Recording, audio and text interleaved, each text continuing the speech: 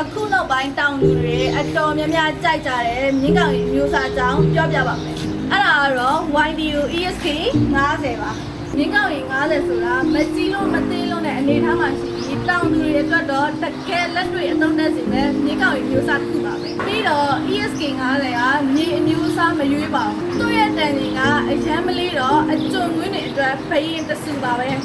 မြေမှာလည်းမြေစည်းဒေတာတွေအတွက်လည်းလုံးဝစိတ်ပူကြမလို့ပါဘူးဟိုက်ဒရိုလစ်စနစ်မှာဘုံစနစ်နဲ့တိစောက်ထားတဲ့အတွက်ထဲရေးအတိမ်အနက်အစုအဖော့ကိုလိုအပ်တယ်လို့ချိန်ဆပြီးသုံးလို့ရပါတယ်။ညီမတဲ့တဲခွင်းဒေတာတောင်သူတွေကတော့ ESK 50မှာ ESK 50ပါပဲ။ခေါ်တွန်းမလားထဲဆွဲမလားရိုတာခုတ်မလားစိုက်တာနဲ့တွဲတော့စီစားလုံးကလည်းတက်တာပါတယ်။တာယာကပုံးရင်နှမျိုးအသုံးပြုနိုင်တဲ့တာယာ